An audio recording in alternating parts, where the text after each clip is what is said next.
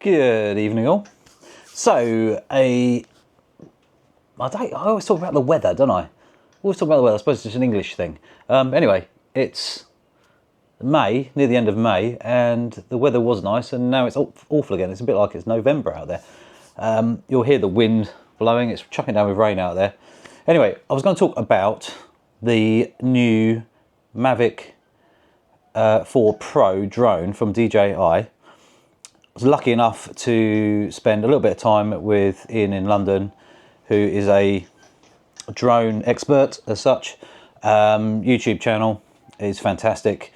Put the link in the description below. Go and have a watch. He was on my podcast, so if you haven't seen the podcast, that is there. You can find out a little bit of information about him and what he does, and where he started and all that sort of thing. But it opened my eyes to that new drone. I am a Mini 4 Pro user, so I don't need the A2 license at the moment. So obviously I'm registered, I'm insured, because I do make money from it. And it's a fantastic little drone, but the way my career is heading, it looks like I'm going to need a more powerful, larger, more capable drone for what I'm doing. And a lot of the stuff I'm doing is automotive stuff, so cars, bikes, maybe even trucks and stuff like that. So following vehicles moving relatively quickly is actually a bit of the limitations of the Mini 4 Pro. Top speed of around about 30 miles an hour, 35 at a push, depending on what the wind direction is and how windy it is, obviously. So you can do some stuff with it, and it does work really well. It's no real biggie as such, but when you do want to go a little bit quicker and keep up with a vehicle that's not just cruising along at 20, it's obviously not possible. So yeah, and obviously limitations of a wide angle camera. Yes, you can crop zoom to give you a slightly narrow angle view, but when you want it properly 4K and you want it to look the best of the best, it sort of loses a little bit of quality, sadly. But not the end of the world. It's got me some really good footage. It's a fantastic bit of kit, but what I saw the other day with Ian was mind-blowing. And for the price that it is, it's expensive, but it's also a bargain. So 3,200 quid for the full kit with the new controller. And the biggest attraction of it is not the actual physical drone itself, is the moving home point. I think he called it like a hybrid home point or something like that. Basically, obviously, if I take the drone off here and we then fly down the road for, say, maybe up to a mile, as long as we can see the drone, the issue is then the battery has got, well, the drone's got to have enough battery to return back to where it took off from. Mini 4 Pro, yeah, not a problem really, because we've got plenty of battery power, but you know, even if I sat in the car and went with it, your home point is still back there. Yes, I can change it and move it to wherever we stop. That's not the end of the world, but it's one less thing to think about. And the fact is that the fact it sort of follows you and is constantly updating on the MAVIC 4 Pro is awesome. I had thought about buying the 1800, and I think it's 1879 quid or 1899 quid is the basic drone and controller, and I thought that'd do. But then Ian quite quickly told me that unfortunately all of the major functions that I really wanted, sorry about all the wind by the way, it's horrendous, is on the high-end package.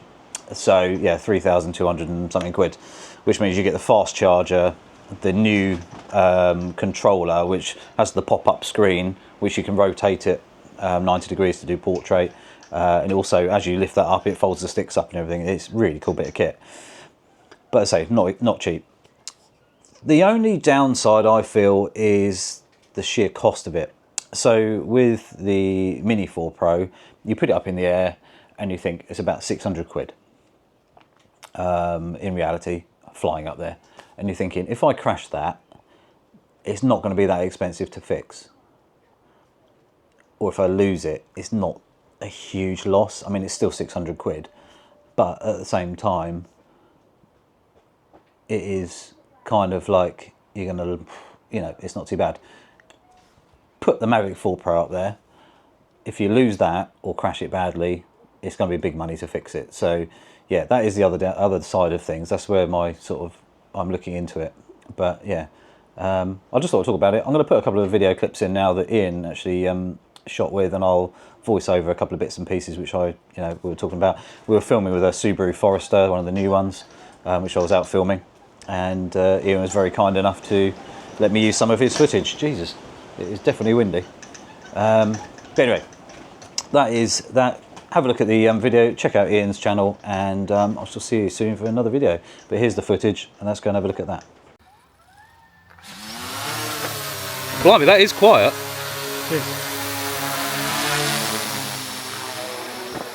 And then literally you're 10 metres away. Where's the sound? Yeah.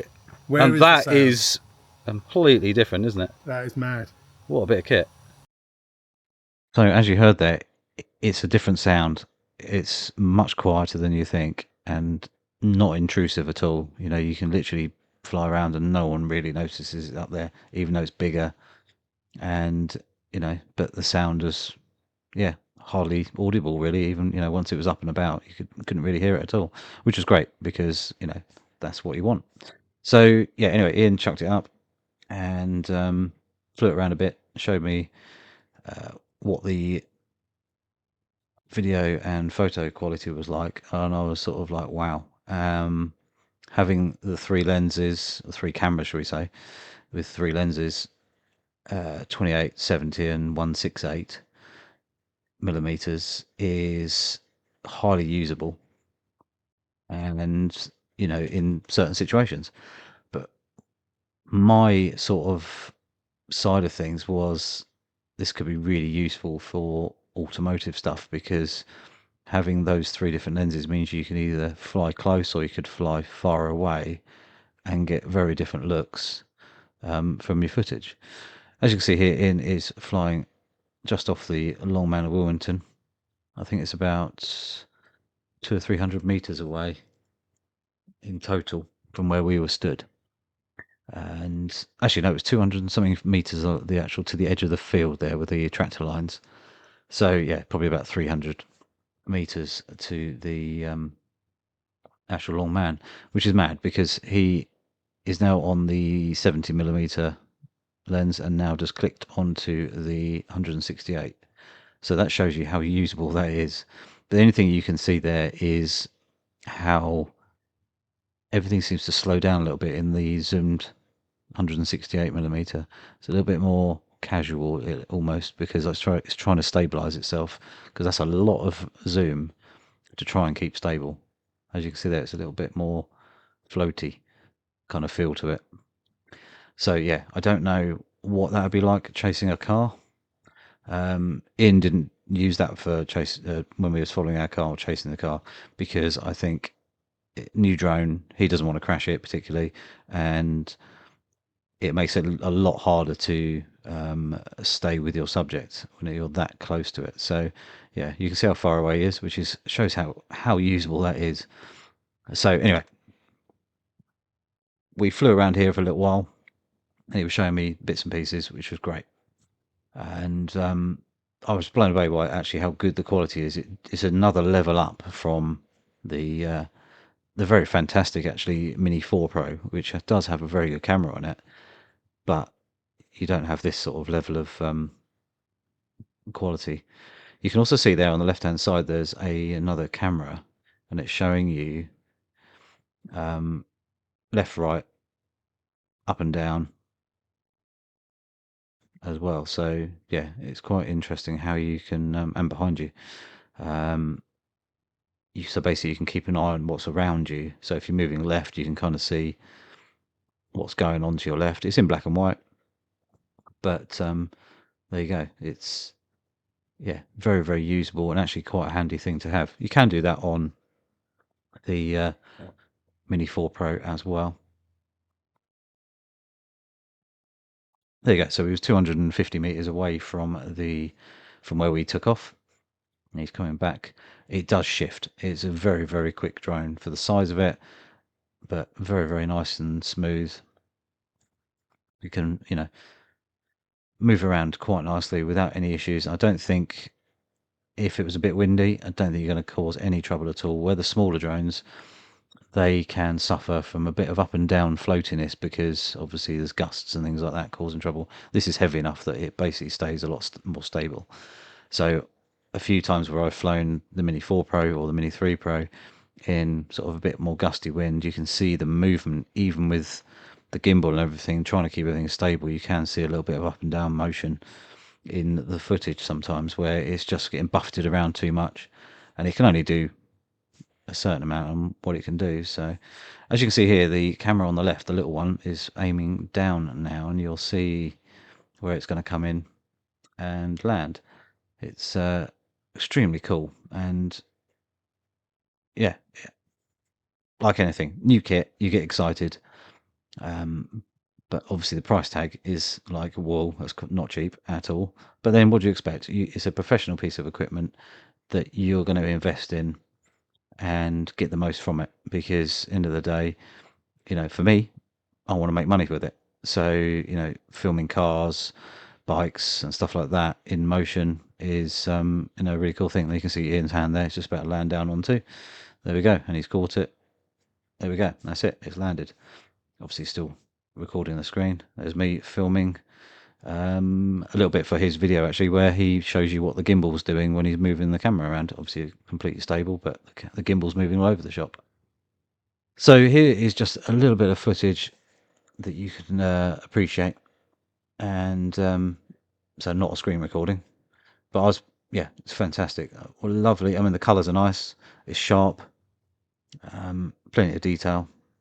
Then we jumped in the Subaru and started doing a little bit of driving, and this is one of the things that I'm really interested in, because one, it saves you time, two, it's a little bit safer, and three, you're less likely to lose your drone. It's got a thing, I think it was called a hybrid home point or something similar, and Ian activated it. So basically we're driving and the home point is moving with us. It's not 100% on the controller, but it's an area nearby, so it will find somewhere to land if it needs to. One, if it lost signal, or two, if you push the home point button to bring it back. So the home point is moving with us.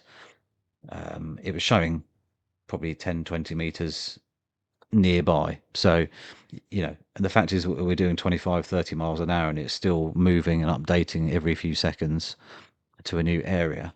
It was quite cool. And more, the fact is that this was tracking a long way. And if you're interested in the way this thing works, go and check out Ian's video in a minute once you've watched this one, because he goes right into all the tracking and shows you what it can do and all this sort of stuff. So yeah, really impressive. And yeah, it's just a different game, on the way things work now. Everything's updated, it's a bit more clever and everything. So yeah, really cool. So yeah, so we did a few runs backwards and forwards, and as you can see there, it was just staying with us. Really cool. And then obviously where he's got flying sideways, he got the other camera on the screen, he could see what was to the left while we're cruising along. But obviously you're taking consideration at all times things like power lines, pylons, big trees, bushes, and all that sort of stuff there. And as you can see here, he's being very cautious and taking it well out of the way of the trees and bushes there, and staying well above it. So yeah, it's very, very cool. Even now, I'm still watching this footage, I'm sort of like, yeah, this is really cool, because one, you can go a bit quicker, where I've struggled before. I'd have to have the Mini 4 Pro in sport mode and it'd be struggling to keep up, where here he's not struggling at all, and he's not even in sport mode. So there we go. Using, even with the spotlight part of the tracking, so he's basically tracking the car but flying manually. even when you could only see part of the car, it was still doing its thing. And then obviously when you see the whole car, it's very, very much so locked on. So yeah, really, really impressive bit of car there. It was just awesome. It'd be rude not to, wouldn't it? We're in a Subaru, got to take it off-road a little bit. So entrance to a field, and we thought, well, there's big tracks here, we're not going to damage anything. So we thought we'd just do a couple 100 meters up the field, turn around and then come back again. So really cool, and it's a little bit chalky. I thought, wonder if you can get a bit of dust going as well, just to, you know, add. But as you can see there, still following me, tracking with the spotlight part, and it was just really, really nice, really smooth. As you can see there, bringing around to the left there and coming around, it was just, yeah, with there's no adjustments on the camera, no nothing, no editing on the footage. This is as is. Really cool, really cool. I'm really impressed with how good the colours are straight out of camera as well. It's really quite cool. And as you can see there, I should have gone a little bit further really. I should have gone right around the field. It would have been quite fun to do, but I didn't really want to get moaned at. So we yeah, turned around and headed back, and I thought, well, it'd be rude not to just put my foot down a little bit, just to kick a bit of dust up, which I thought that would look quite picturesque because the view is awesome. And yeah, there we go. So a bit of dust up into the drone there, and you can see it's just disappearing off into the distance there. So amazing experience, really helpful from Ian to give me the experience, because it kind of helps me make decisions in the near future of where I want to go, and knowing a few more things about it now, and other drones out there that I could go for instead, but this is probably the one for me.